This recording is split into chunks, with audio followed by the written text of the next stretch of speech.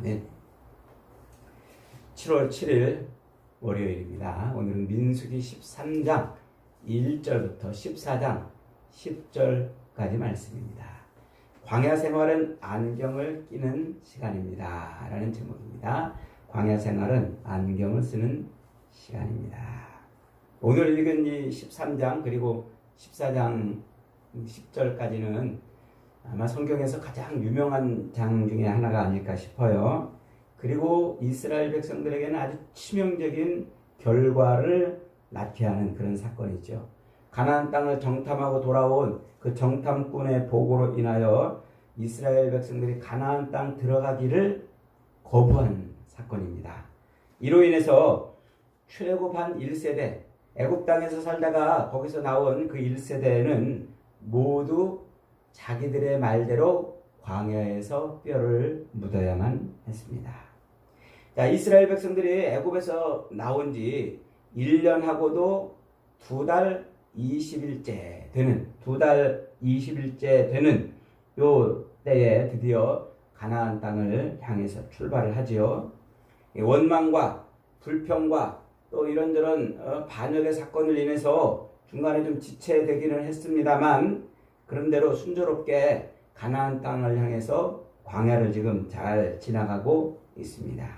20절에 보니까 그때가 포도가 처음 익을 때라고 이렇게 시기를 언급하고 있어요. 가나안 땅에 포도가 익는 때가 언제냐면 이때가 이스라엘 종교력으로 약 한 5월 말쯤 되는 때예요. 요게 오늘날 우리가 쓰는 달력으로는 7월 말쯤 되는 요때 이제 포도가 처음 익어요. 그러니까 이스라엘 종교력으로 아비벌, 정월이죠, 정월. 그 정월달부터 해서 포도가 익을 때쯤 되니까 5월 말쯤 되는 거예요. 근데 그들이 언제 출발했습니까? 둘째 달 20일 날 출발했잖아요. 그러니까 정월이 지나고 둘째 달에 이제 출발을 해가지고 요 아부월 5월 말에 지금 도착을 한 거예요. 그러니까 광야를 출발해가지고 대략 지금 얼마나 걸린 겁니까? 약 한 2달 반 정도, 2달 반에서 3달쯤 되는 시간에 이제 도착을 한 겁니다. 그러니까 60만 명, 크게는 200만 명이 되는 그 많은 인구가 이렇게 한 2달 반쯤 걸려서 드디어 가나안 땅 입구에 도착을 했어요. 26절에 보니까 그 장소가 바란 광야 가데스라고 이렇게 말해주고 있습니다. 가데스는 이 바란 광야의 맨 끝단에 있는 지역입니다. 이 지역은 굉장히 큰 이 오아시스, 아주 이렇게 물이 풍부한 그런 지대이죠. 그곳에 세워진 이 부엘세바에서 남쪽으로 한 80km 정도 떨어져 있는 동네가 요 가데스라는 동네예요. 그러니까 가나안 땅 바로 들어가기 남쪽 이 애굽에서 이 가나안 땅으로 이제 올라올 때 통과하는 그 남쪽의 관문에 지금 도달을 했다 이렇게 말하는 거예요. 요즘에 이스라엘하고 또 팔레스타인 하마스하고 전쟁을 치르잖아요. 그래서 이스라엘이 가자 지구를 점령했다고 그러는데 그 가자 지구는 가나안 땅의 북쪽 전체를 일컫는 말인데 그 남쪽, 그래서 피난민들이 남쪽으로 이제 내려왔다고 그러잖아요. 그 남쪽에 그 아래가 바로 지금 가데스 광야인 겁니다. 이 가데스는 가데스 바네아라고도 이렇게 불렀고 또 엔니스밥이라고도 불렀고 또 무리바라고 하는 그런 지명으로도 일컬어지는 곳인데 여기는 굉장히 아주 중요한 그런 지역이죠. 자, 그래서 지금 시내 광야에서 행렬을 갖춰가지고 지금 약 한 2달 반쯤 되는 때에 지금 가나안 땅을 들어가려고 그 목전에 지금 와 있는 거예요. 그래서 그 땅 입구에서 지금 모세는 지파별로 땅을 탐지한 사람들을 뽑습니다. 근데 1절에 보니까 이렇게 1절 2절은 이렇게 시작합니다. 여호와께서 모세에게 말씀하여 이르시되 사람을 보내어 내가 이스라엘 자손에게 주는 가나안 땅을 정탐하게 하되 그랬어요. 그러니까 이 사람을 보내어 이스라엘 땅을 정탐하게 하신 분이 누구란 말이에요? 하나님이란 말이에요. 흔히 이제 우리가 이 부분을 자꾸 이렇게 헷갈려가지고 모세가 정탐꾼을 뽑아가지고 모세가 보낸 것처럼 이렇게 이해를 하는데 아니에요. 하나님이 정탐하라고 시킨 겁니다. 그래서 하나님이 40명을 12명을 뽑아가지고 40일 동안 땅을 탐지하도록 그렇게 이제 말씀을 하신 거예요. 그렇다면 도대체 왜 하나님은 그 가나안 땅 목전에서 바로 가나안 땅에 들어가게 하지 아니하시고 왜 거기서 정탐꾼을 보내게 하셨을까요? 이게 지금 하나님이 뜸을 들이고 계시는 거예요. 하나님이 약속해 주신 그 가나안 땅, 그 땅을 정탐꾼들이 쫙 보고 와가지고 그들이 보고하는 그 보고를 듣고 들어가도록 말이죠. 그러니까 정탐꾼들이 가서 40일 동안 땅을 정탐하는 그 40일은 이스라엘 백성들에게는 무슨 기간일까요? 기대와 소망으로 기다리는 시간이에요. 야, 그 땅에 가가지고 뭘 갖고 올까? 그 땅은 어떻게 생겼을까? 하나님이 그 땅을 젖과 꿀이 흐르는 땅이라고 그러셨는데 정말 그 땅은 젖과 꿀이 흐르는 땅일까? 이런 기대감으로. 그래서 정탐꾼들이 와서 보고를 하면 야, 그 땅은 정말 젖과 꿀이 흐르는 땅이다. 우리 빨리 그 땅으로 들어가자 하는 이런 보고를 하면 이제 모든 백성들이 나팔을 불고 춤을 추고 할렐루야 노래를 부르면서 그렇게 가면 축제가 되는 거예요. 가나안 땅은 축제하면서 들어가는 땅이란 말이에요. 노래하면서 찬양하면서 하나님이 주신 것에 대한 기쁨으로 충만해서 들어가는 게 가나안 땅이에요. 여러분, 우리가 예수를 믿고 이 광야 같은 육신의 삶을 끝내고 이제 가나안 땅, 영적인 가나안 땅에 들어가잖아요. 그 영적인 가나안 땅은 어떻게 들어가는 거라고요? 찬양하며 축제를 벌이며 들어가는 거라고요. 아이고 곡하면서 들어가는 게 아니에요.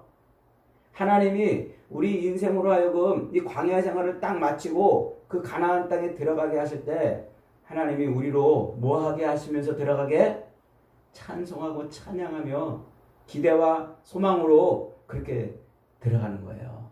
그러니까 여러분, 우리가 이 육신의 장막을 딱 끝내는 이 광야 생활을 끝내는 그때 가나안 땅에 들어갈 때 아이고 곡하면서 들어가지 마세요.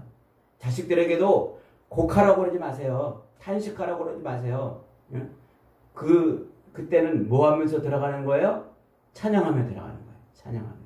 저와 여러분이 이 장막을 딱 벗는 그 순간, 광야 생활을 마치는 그 순간 할렐루야 찬송하며 그 가나안 땅에 들어가는 그런 복이 있기를 주님의 이름으로 축복합니다. 자, 이렇게 해서 이제 그런 기대와 소망으로 충만하게 찬송하며 들어가도록 그렇게 하나님이 이제 정탐꾼을 보내라 그랬는데, 그래서 이제 각 지파에서 한 명씩 뽑아가지고 12명을 만들어가지고 보냈어요. 여러분, 이 12명을 뽑을 때 대강 뽑았겠어요? 오늘 본문에 보니까 거기에 이 수령들, 지도자를 뽑았단 말이에요. 그러니까 뛰어난 사람들을 뽑았겠죠. 각 지파별로 인구가 3만 명, 5만 명 뭐 이렇게 많았잖아요. 그 중에서 이제 가장 뛰어난 사람을 뽑았던 거예요. 그래서 그들을 이제 보냈습니다. 자, 그래서 그들이 이제 그 땅을 돌아보는데 그 땅에 사는 거주민들은 누구고 거기에 살고 있는 그 땅의 지형은 어떻게 생겼고 그 땅이 얼마나 비옥한지 그런 걸 조사하고 거기에 있는 이 소산물을 가져오도록 그렇게 명령을 했어요. 그래서 40일 동안 그들은 네겝에서부터 하맛 어기 르홉까지 이렇게 조사를 했다 그래요. 그게 남북으로 354km 되는 긴 거리예요. 그러니까 굉장히 넓은 곳을 이렇게 이제 들여다본 거죠. 남한 면적보다 조금 작은, 우리 남한 땅덩어리보다 조금 작은 그런 땅을 쫙 돌아다보고 지금 온 겁니다. 특별히 거기에 이 네겝에서 어디까지 갔다고요? 헤브론까지 갔다 그래요. 헤브론. 헤브론이 어딜까요? 헤브론은 하나님께서 아브라함에게 주신 땅이에요. 아브라함이 그곳에 도착해가지고 롯과 함께 이렇게 롯은 소할 땅으로 가고 아브라함은 남아가지고 눈을 들어 이렇게 쫙 봤는데 하나님이 거기서 아브라함에게 뭐라고 말합니까? 내가 너에게 땅을 주겠다 말씀하신 그 약속의 장소, 거기가 헤브론이에요. 그래서 아브라함이 실제로 자기 아내 사라가 죽은 다음에 그 헤브론 땅을 사잖아요. 그 헤브론 땅에 막벨라굴을 사가지고 아내를 거기다 묻고 또 자기도 죽어서 거기에 묻힙니다. 또 거기에 야곱도 거기에 이제 유해가 야곱의 유해도 거기에 안장이 되고 나중에 요셉의 해골도 거기에 안장이 돼요. 지금 출애굽할 때 요셉의 유골을 가지고 나왔잖아요. 가나안 땅에 이제 들어가면 그 헤브론에 안장이 되는 거예요. 그러니까 하나님이 조상 때부터 거기를 주셨다는 것을 지금 말씀하고 있는 거죠. 그 땅으로 그렇게 들어가게 하신 겁니다. 그래서 그 땅이 젖과 꿀이 흐르는 땅이라는 것을 말씀해 주고 있는 거예요. 오늘은 시간 관계상 젖과 꿀이 흐르는 땅이라는 의미를 다음에 설명하겠습니다만 풍요로운 땅이라는 거예요. 하나님의 약속이 흐르고 있는 곳이라는 거예요. 그런데 그 이야기가 그 어마어마한 정탐꾼들의 그 보고가 어떻게 돌아갑니까? 엉뚱하게 진행이 돼요. 12명 중에 10명은 엉뚱한 보고를 하고 2명만이 그 땅에 올라가자고 그러는 거예요. 그래서 12명 중에 10명은 똑같은 것을 보고하는데 부정적으로 보고해요. 나머지 여호수아와 갈렙 2명만이 긍정적으로 보고를 하죠. 왜 이렇게 다르게 보고를 하는 것일까요? 똑같은 것을 봤어도 해석하는 눈이 다르기 때문에 그래요. 해석하는 눈. 똑같은 것을 보고서 해석하는 눈이 다르다. 이것을 어려운 말로 패러다임이라고 말해요. 세상을 보는 안경이라는 말이에요. 안경. 그래서 똑같은 것을 보고도 저 사람이 이렇게 생각하고 저 사람은 이렇게 생각하는 것을 안경이 다르기 때문에 그런 거예요. 세상을 보는 이 관점, 패러다임이 다르기 때문에. 그래서 우리가 그런 예를 많이 들잖아요. 여기 물컵에 물이 반쯤 담겨 있는데 그것을 어떻게 보느냐. 어떤 사람은 아이고 물이 이제 반밖에 안 남았네. 이렇게 말하는 사람이 있는데 어떤 사람은 아직도 반이나 남았네. 이렇게 말한다고 하는 거죠. 이게 보는 관점을 보는 것을 어떻게 해석하느냐에 따라서 그게 전혀 다른 결과를 낳기 때문에 그래요. 그래서 그 여호수아와 갈렙이 두 사람은 자기들이 본 것을 긍정적으로 해석하는 눈을 가졌어요. 그런데 10명의 정탐꾼들은 자기들이 똑같이 보고 와서 그것을 부정적으로 말하는 눈을 가졌어요. 그러니까 2명은 긍정의 안경을 꼈는데 2명은 부정의 안경을 꼈다는 거예요. 선글라스를 끼면 어둡게 보이는 것처럼 말이죠. 부정의 안경을 끼면 모든 게 다 부정적으로 보이는 거예요. 그들이 부정적으로 그렇게 보고 그런 이유가 뭘까요? 오늘 27절에 보니까 이렇게 말하고 있어요. 모세에게 말하되 이르되 당신이 우리를 보낸 땅에 간즉 과연 그 땅에 젖과 꿀이 흐르는데 이것은 그 땅의 과일이니라 이렇게 말해요. 그런데 당신이라고 이렇게 말하고요. 당신이 모세에게 지금 당신이라고 지금 말하고 있어요.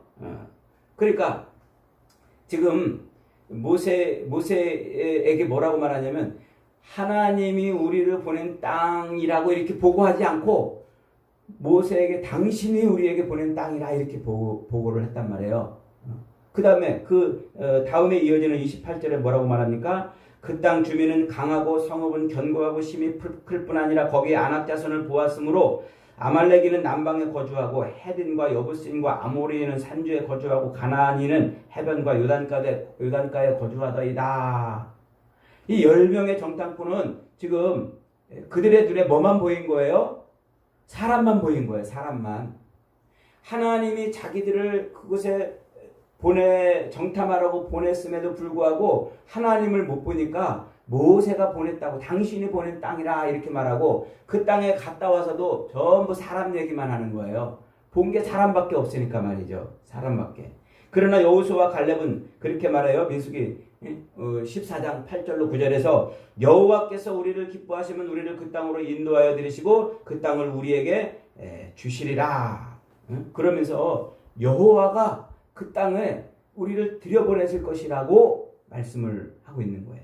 이게 오늘 본문이 가르쳐 주려는 아주 중요한 이야기입니다. 그러니까 사람은 모두가 다 안경을 쓰고 사는데 어떤 사람은 긍정의 패러다임, 긍정의 안경을 쓰는 사람이 있는가 하면 어떤 사람은 부정의 안경을 쓰는 사람이 있다는 거예요. 놀랍게도 성경이 이 젖과 꿀이 흐르는 땅이라고 말할 때 항상 거기에 뭐라고 토를 붙여서 젖과 꿀이 흐르는 땅이라고 그러냐면 하나님께서 약속하신 하나님의 약속을 토를 달아가지고 젖과 꿀이 흐르는 땅이라 이렇게 표현을 한단 말이에요. 그런데 요 부정 패러다임에 갇혀 있는 사람들은 항상 하나님의 그 약속이 안 보이고 그냥 자기 눈에 세상 것만 이렇게 보이게 되는 거예요. 그러니까 하나님이 안 보이는 거예요. 삶 속에서 하나님을 볼 수가 없어요. 왜냐하면 하나님을 보는 안경을 안 끼고 있기 때문에. 그래서 그들이 낀 안경은 늘 뭐만 보여요? 사람만 보이고 땅의 것만 보이는 거예요. 그러니까 그 땅에 있는 사람들만 보이니까 그 땅은 그 사람들이 크고 장대해서 우리는 스스로 메뚜기만도 못하고 그 땅의 거민들은 또 사람들을 삼키는 땅이라 이렇게 말하잖아요. 그러니까 그 거주민을 삼키는 땅이라는 말은 결국 뭐 한다는 거예요? 거기 가면 죽는다 이 말이란 말이에요. 거기 가면 죽는다. 하나님이 없는 사람의 특징은 항상 그의 머릿속에 늘 죽음이 도사리고 있어요. 그래서 늘 뭐든지 항상 결론이 어떻게 갑니까? 죽음으로 간단 말이에요. 죽음으로. 이게 중요한 패턴입니다. 그래서 하나님이 없는 사람의 머릿속에는 항상 뭐가 도사리고 있다고요? 뭐가 박혀 있다고요? 죽음. 그래서 죽을까봐 걱정하고 죽을까봐 염려하고 죽을까봐 불안하고 죽을까봐 심란한 거예요. 뭐 음식 잘못 먹으면 죽을까봐 뭐 어디 가서 뭐 저기 하면 죽을까봐 또 돈 없으면 죽을까봐 노후 대책 안 챙겨놓으면 죽을까봐 건강이 나빠지면 죽을까봐 늘 그 끝자락은 항상 죽음 때문에 염려하고 죽음 때문에 불안하고 죽음 때문에 걱정하고 죽음 때문에 근심하는 거예요. 이게 그 머릿속에 하나님이 안 박혀 있는 사람의 특징이란 말이죠. 하나님께서 애굽에서 이스라엘을 꺼내가지고 그들을 가나안 땅에 들여보내시는 이유는 뭐예요? 살아계신 하나님과 교제하고 교통하며 그 하나님의 영광 가운데 거하게 하시려고 그러는 거잖아요. 그래서 죽음에서 건져내시고 영생을 주시는 거란 말이에요. 영원히 하나님과 살게 하시는 거예요. 이게 하나님께서 우리에게 주시는 은혜와 복인 거예요. 그런데 그 머릿속에 하나님이 안 들어와 있는 사람은 항상 그 끝자락에 늘 죽음 생각하는 거예요. 왜냐하면 아담의 타락 이후에 인간은 다 죽었기 때문에 그래요. 죽음에 사로잡혀 있어요. 그래서 늘 죽음이 그의 인생을 발목 잡고 그의 인생을 쥐고 그의 인생을 흔드는 거예요. 그래서 죽을까봐 걱정하고 죽을까봐 두려워하고 죽을까봐 무서워하고 죽을까봐 근심하고 죽을까봐 그렇게 벌벌벌벌 떨고 사는 거예요. 지금 이 10명의 정탐꾼도 죽을까봐 그러는 거예요. 죽을까봐. 왜 그렇게 그들은 머릿속에 하나님이 심어지지 않았을까요? 왜 그들의 눈에는 하나님을 보는 안경이 없었을까요? 애굽에서 출애굽할 때 하나님의 그 이적과 기적을 보면서도 그게 우연히 그런 건 줄 알았던 거예요. 또 회막에서 하나님의 영광이 임하고 그러는 모습을 보면서도 하나님을 인식하지 못한 거예요. 되어지는 모든 일들을 보면서 하나님이 살아계시구나. 하나님이 진짜 살아계시구나. 그렇게 모든 것을 봤어야 되는데 그걸 못한 거예요. 이 광야 생활은요, 뭐 하는 거라고요? 광야 생활은 하나님을 보는 안경을 쓰는 시간이에요. 그래서 세상에 되어지는 모든 일들을 통해서 하나님 살아계시구나. 그걸 자꾸 그 안경을 쓰는 거예요. 여러분, 그래서 이 설교를 통해서 자꾸 하나님 살아계시다고 설교하는 거예요. 10번, 20번, 100번, 100날, 1000날 그렇게 남은 기간 동안 설교를 들으면서도 하나님 살아계시다는 그 생각을 못하면은 이 하나님 보는 안경을 쓸 수가 없어요. 여러분, 세상에 되어지는 일을 보세요. 이게 우연히 되는 일입니까? 어쩌다 되는 일입니까? 하나님이 살아계셔서 이 모든 일들이 이렇게 움직여지고 만들어진다는 것을 성경이 그렇게 말하잖아요. 집요하게. 그런데 그걸 보면서도 하나님을 생각하지 않아요.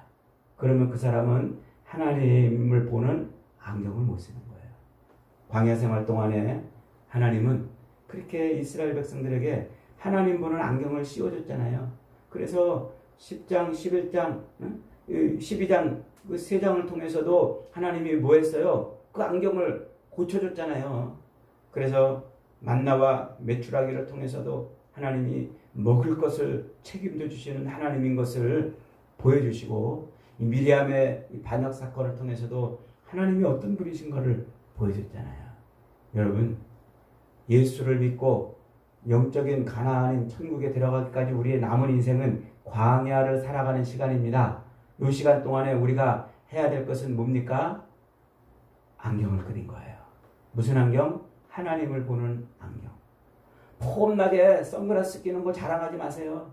폼나게 남들 앞에 뭔가 이렇게 육신에 자랑할 거, 그런 거 끼는 거 자랑하지 마세요. 하나님 보는 안경 못 끼면 꽝이에요. 그러면 죽음 때문에 걱정해요. 죽음 때문에 불안해요. 죽음 때문에 근심해요. 죽음 때문에 늘 염려하고 그렇게 사는 거예요. 여러분, 저와 여러분들은 이 광야 같은 인생을 사는 동안에 세상 모든 것을 통해서 하나님을 볼 수 있는 눈이 열리기를 축복합니다. 하나님 보는 안경을 쓰시기를 바랍니다. 그래서 매일매일 하나님을 바라보고 하나님과 교제하고 교통하며 살다가 우리를 영원한 천국으로 인도하시는 하나님의 손에 붙들려 들어가는 은혜가 있기를 바랍니다. 염려, 걱정, 근심, 죽을까봐 불안한 그런 근심의 안경, 이런 부정의 안경이 아니라 저와 여러분들은 믿음의 안경을 쓰고 남은 인생 살아가시기를 주님의 이름으로 축복합니다. 아멘. 말씀 붙들고 기도